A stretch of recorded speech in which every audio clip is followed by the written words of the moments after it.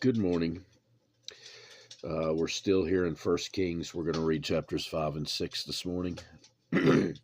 Still dealing with a head cold, so I apologize for the sound of my voice being more annoying than usual. Let's go ahead and get started. Chapter 5. Now Hiram, king of Tyre, sent his servants to Solomon because he heard that they had anointed him king in place of his father, for Hiram had always loved David. Then Solomon sent to Hiram, saying, You know how my father David could not build a house for the name of the Lord his God because of the wars which were fought against him on every side, until the Lord put his foes under the soles of his feet. But now the Lord my God has given me rest on every side. There is neither adversary nor evil occurrence. And behold, I propose to build a house for the name of the Lord my God, as the Lord spoke to my father David, saying, Your son, whom I will set on your throne in your place, he shall build the house for my name. Now therefore command that they cut down cedars for me from Lebanon, and my servants will be your servants, and I will pay you wages for your servants according to whatever you say. For you know there is none among us who has skill to cut timber like the Sidonians. So it was when Hiram heard the words of Solomon that he rejoiced greatly and said, Blessed be the Lord this day, for he has given David a wise son over his great people. Then Hiram sent to Solomon, saying, I have considered the message which you sent me, and I will do all you desire concerning the cedar and cypress logs. My servants shall bring them down from Lebanon to the sea. I will float them in rafts by the sea to the place you indicate to me, and will have them broken apart there. Then you can take them away, and you shall fulfill my desire by giving food for my household. Then Hiram gave Solomon cedar and cypress logs according to all his desire, and Solomon gave Hiram 20,000 cores of wheat as food for his household, and 20 cores of pressed oil.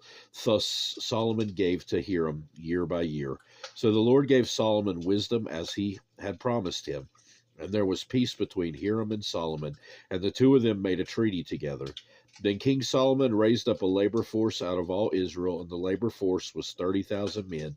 And he sent them to Lebanon, 10,000 a month in shifts. They were 1 month in Lebanon and 2 months at home. Adoniram was in charge of the labor force. Solomon had 70,000 who carried burdens, and 80,000 who carried those in the mountains, besides 3,300 from the chiefs of Solomon's deputies who supervised the people who labored in the work. And the king commanded them to quarry large stones, costly stones, and hewn stones to lay foundations of the temple. So Solomon's builders, Hiram's builders, and the Gebalites quarried them, and they prepared timber and stones to build the temple. Chapter 6. And it came to pass in the 480th year after the children of Israel had come up out of the land of Egypt, in the 4th year of Solomon's reign over Israel, in the month of Ziv, which is the 2nd month, which he began to build the house of the Lord. Now the house which King Solomon built for the Lord, its length was 60 cubits, its width 20, and its height 30 cubits. The vestibule in front of the sanctuary of the house was 20 cubits long across the width of the house, and the width of the vestibule extended 10 cubits from the front of the house, and he made for the house windows with beveled frames. Against the wall of the temple, he built chambers all around against the walls of the temple, all around the sanctuary and the inner sanctuary. Thus he made side chambers all around it. The lowest chamber was 5 cubits wide.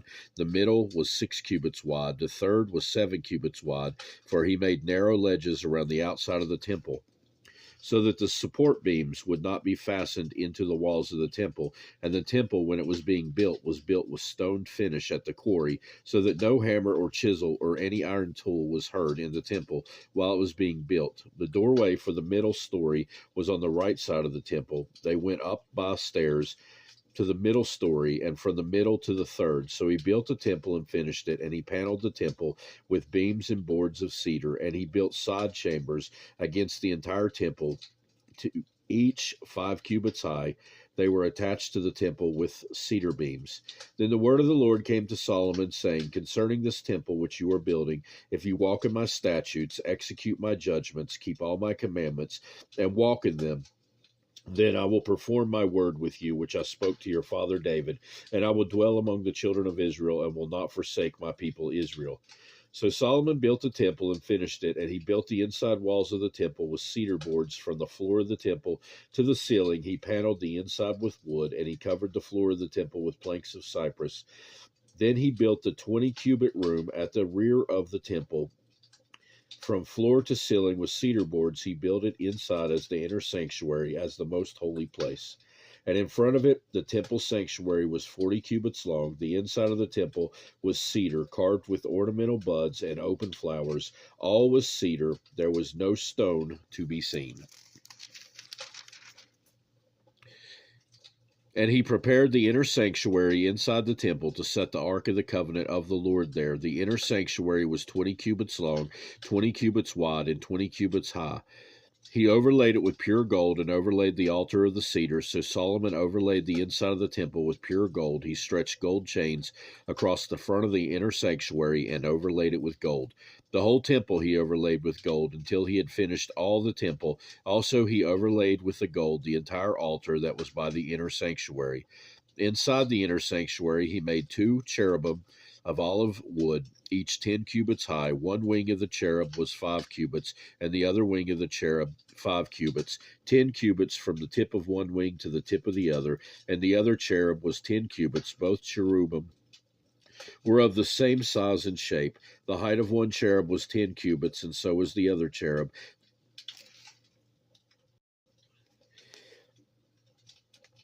Then he set the cherubim inside the inner room, and they stretched out the wings of the cherubim, so that the wing of the one touched one wall, and the wing of the other cherub touched the other wall, and their wings touched each other in the middle of the room. Also he overlaid the cherubim with gold. Then he carved all the walls of the temple all around, both the inner and outer sanctuaries, with carved figures of cherubim, palm trees, and open flowers. And the floor of the temple he overlaid with gold, both the inner and outer sanctuaries.